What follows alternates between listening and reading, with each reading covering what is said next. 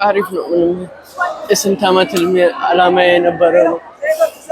ስንት ዓመት ሙሉ ሳልሞ ማሳካት ለሀገሬ ማሳካት የምፈልገው እቅድ ዓላማዬ ነበረ። ዛሬ ደግሞ አድርጌዋለሁ ከእግዚአብሔር ጋር። እግዚአብሔርን አመሰግነዋለሁ። እዚያ ያደረሰኝ አምላኬን አመሰግነዋለሁ። ኮቾቼን፣ ቤተሰቦቼን፣ የኢትዮጵያ ሕዝብ በሙሉ ማመስገን ፈልጋለሁ። አመሰግናለሁ። በአፍሪካዊቷ ሀገር አንጎላ ሉዋንዳ እንግዲህ የኢትዮጵያ ሰንደቅ ዓላማ ከፍ ብሎ ተውለብልቧል። አንጎላ አስተናጋጅነት እየተካሄደ የሚገኘው የአፍሪካ ወጣቶች ኦሎምፒክ ላይ ኢትዮጵያ እጅግ አስደናቂ ድል በወጣቶቿ አግኝታለች። አሸናፊ ወጣትም እንግዲህ ስሜቱን መቆጣጠር አቅቶት ከድል በኋላ የተናገረው አስተያየትን ቀደም ብላችሁ እየሰማችሁ በአንጎላ አስተናጋጅነት በሚካሄደው የአፍሪካ ወጣቶች ኦሎምፒክን የተመለከተ ዘርዘር ያለ መረጃ ይዘናል። ድንቁ አትሌት ቀነኒሳ በቀለ በኢትዮጵያ አትሌቲክስ ዙሪያ የተናገረው አነጋጋሪ ንግግር አብራችሁ ውስጥ ቆዩ የምትሰሙት መረጃ ነው የሚሆነው። አትሌቲክሱ ላይ አሉ ያላቸውን ችግሮች በግልጽነት ተናግሯል። በቀጣይ ሊሰሩ ይገባቸዋል ያላቸውንም ዘርዘር ያሉ ጉዳዮች ነው ያነሳው። አብራችሁ ውስጥ ቆዩ ትሰሙታላችሁ። በመጪው እሁድ እንግዲህ የአፍሪካ ዋንጫ ይጀምራል። አፍሪካ ዋንጫ ላይ እንግዲህ እጅግ አነጋጋሪ አዳዲስ መረጃዎች ወጥተዋል። ውድድሩ ሲጀምር ምን አይነት መልክ ይኖረዋል የሚለውን ዘርዘር ያለ መረጃም አብራችሁ ውስጥ ቆዩ ትሰማላችሁ። ወደ መረጃዎቹ እናልፋለን። መረጃዎቹ ታዲያ ለሌሎች እንዲደርሱ ላይክ፣ ሼር፣ ሰብስክራይብ በማድረግ መረጃዎቹን አብራችሁን እየቆያችሁ እንድትሰሙ በአክብሮት እንጠይቃለን። ወደ መጀመሪያው መረጃችንስ በአንጎላ የኢትዮጵያ ሰንደቅ ዓላማ ከፍ ብሎ ተውለብልቧል። ሉዋንዳ ላይ በአንጎላ አስተናጋጅነት የተካሄደ በሚገኘው የአፍሪካ ወጣቶች ኦሎምፒክ የኢትዮጵያ ወጣት የቴኳንዶ ተወዳዳሪዎች በትላንትናው ዕለት ሰንደቅ ዓላማ ከፍ ያደረገ ድል ነው ያስመዘገቡት። በአንጎላ አስተናጋጅነት በሚካሄደው የአፍሪካ ወጣቶች ኦሎምፒክ እንደቀጠለ ሲሆን ትላንት በተጀመረው የወርልድ ቴኳንዶ ላይ የተሳተፉት ኢትዮጵያውያን ድል ቀንቷቸዋል። በ51 ኪሎ ግራም አብርሃም አዱኛ ለአስጨራሽ ፉክክር በማድረግ የወርቅ ሜዳሊያውን ለሀገሩ አስገኝቷል። አብርሃም አዱኛ ኬንያ፣ አልጄሪያ፣ ሌሴቶና ግብፅን በማሸነፍ ነው የወርቅ ሜዳሊያውን ማጥለቅ የቻለው። በሌሎች ምድቦች በ78 ኪሎ ግራም አብርሃም በቀለ፣ በ52 ኪሎ ግራም ረዴት መለሰ፣ ሊዲያ ጌታያን በ59 ኪሎ ግራም እንዲሁም ገነት ብሩክ በ68 ኪሎ ግራም የናስ ሜዳሊያ አግኝተዋል። ኢትዮጵያ በውድድሩ መድረክ ያገኘችው የወርቅ ብዛትም 7 ደርሷል። ታሪካዊ ድል ኢትዮጵያ በአንጎላ ሰማይ ስር ከፍ እንድትል ያደረጉ ድሎች ናቸው። በአንጎላ ሉዋንዳ እየተካሄደ በሚገኘው ውድድር ላይ እንግዲህ ኢትዮጵያ በአብርሃም አዱኛ ለሀገሩ የመጀመሪያውን ወርቅ ሜዳሊያ በማስመዝገብ አዲስ ታሪክ ጽፏል። አብርሃም አዱኛ ለወርቅ ሜዳሊያ በነበረ ወሳኝ ፍልሚያ ጠንካራ ተፎካካሪ ከሆኑ የግብፅ አቻው ጋር ለአስጨራሽና ብርቱ ፉክክር አድርጓል። በመጨረሻም በከፍተኛ ብልጫ በማሸነፍ የኢትዮጵያን ሰንደቅ ዓላማ ከፍ አድርጓል። አትሌቱ ድሉን አስመልክቶ ሲናገርም ለወርቃማው ሀገራችን ወርቅ ይገባታል በማለት ለሀገሩ ያለውን ክብርና ኩራት ገልጿል። እስካሁንም እንግዲህ በዚሁ ዘርፍ የኢትዮጵያ አጠቃላይ ውጤት በትላንትናው ዕለት በተካሄደው የወርልድ ቴኳንዶ ውድድር የኢትዮጵያ ልዑክ በድምሩ 5 ሜዳሊያዎችን በመሰብሰብ አስደናቂ ውጤት አስመዝግቧል።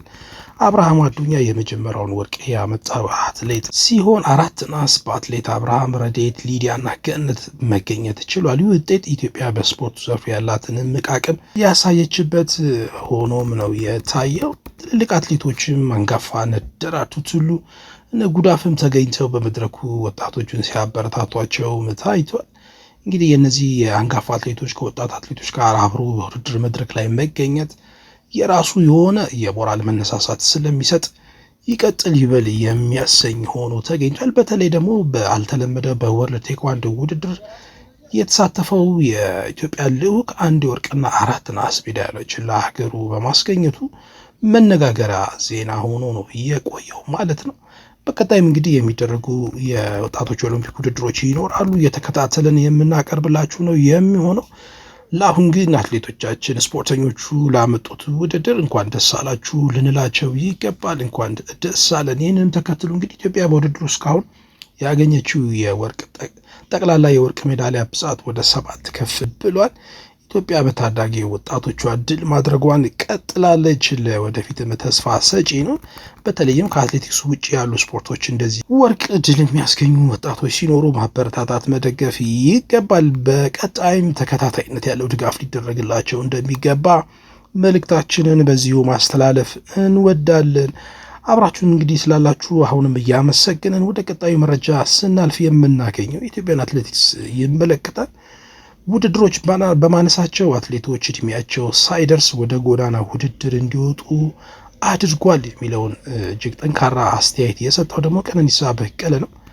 በዓለም አቀፍ አትሌቲክስ ማህበር የሚዘጋጁ ውድድሮች መቀነሳቸው አትሌቶች ያለ እድሜያቸው ወደ ጎዳና ውድድሮች እንዲወጡ አድርጓል ሲል ነው ቀነኒሳ የተናገረው።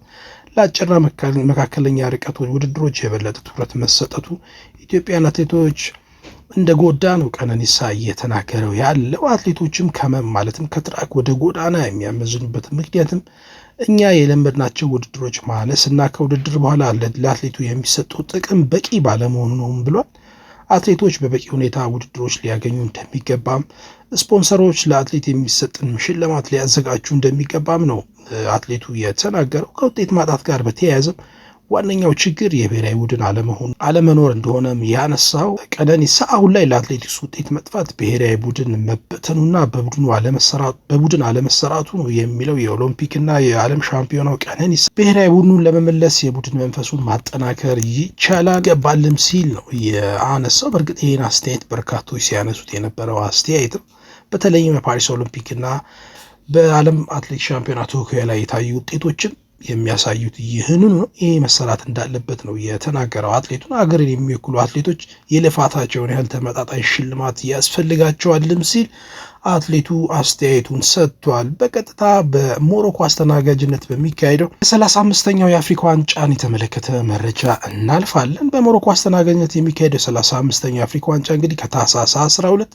እስከ ጥር 18 2018 በሰሜን አፍሪካዊት ሀገር ይካሄዳል። በእግር ኳስ መሰረተ ልማቶችና በብሔራዊ ቡድን ግንባታ ልቃ የምትገኘው ሞሮኮ በ6 ከተሞች በተዘጋጁ 9 ስቴዲየሞች ነው ግዙፉን ውድድር የምታስተናግደው። ውድድሩ ሲጀመርም እንደ ማራካሽ፣ ካዛብላንካ፣ ራባትን ጨምሮ ታንጂ፣ አጋዴርና ፌዝ ከተሞች ላይ ጨዋታዎች ይከናወናሉ። በምድብ አንድ ሞሮኮ ከኮሞሮስ በሚያደርጉት የመክፈቻ ጨዋታ ፍልሚያው እንደሚጀምርም ይጠበቃል። በአፍሪካ ዋንጫ የሚካፈሉት ሁሉም ቡድኖች ከዚህ ቀደም ተሳትፎ ያላቸው ሲሆኑ ቦትስዋናና ኮሞሮስ ለሁለተኛ ጊዜ በመካፈል ዝቅተኛ የተሳትፎ መጠን ያላቸው ሀገራት ናቸው። እንደ አውሮፓውያን አቆጣጠር በ2006 ግብጽ አዘጋጅ ሀገር ሆና ዋንጫውን ካስቀረች በኋላ በ34ኛው የአፍሪካ ዋንጫ መድረክ ኮት ዲቯር ናይጄሪያን 2-1 አሸንፋ ዋንጫውን ከፍም በማድረግ ታሪክ ተጋርታለች። 9 ሀገራት ከዚህ በፊት የአፍሪካ ዋንጫን አዘጋጅተው ዋንጫውን አስቀርተዋል። ግብጽ 3 ጊዜ የውድድሩ አዘጋጅ ሆና ዋንጫውን ካይሮ ስታስቀር፣ ጋና 2 ጊዜ በሀገሯና በደጋፊዋ ፊት ባለድል ሆናለች።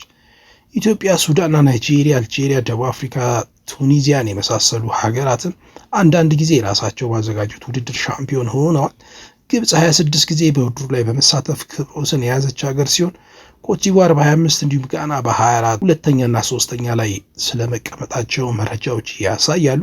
እንግዲህ እሁድ የሚጀምረው ውድድር አንደኛ ግምት የተሰጣት ሀገር ሞሮኮ ነች። ሞሮኮ እንግዲህ ኳታሩ የዓለም ዋንጫ ላይ ያሳያችው ድንቅ ብቃት ከዛ በኋላም በብሔራዊ ቡድን ውድድሮች ላይ ባላት ብቃት ምክንያት ይህንን ዋንጫ ታነሳለች። ሀገሯ ላይም ስለመዘጋጀቱ በምክንያትነት ይጠቀሳል።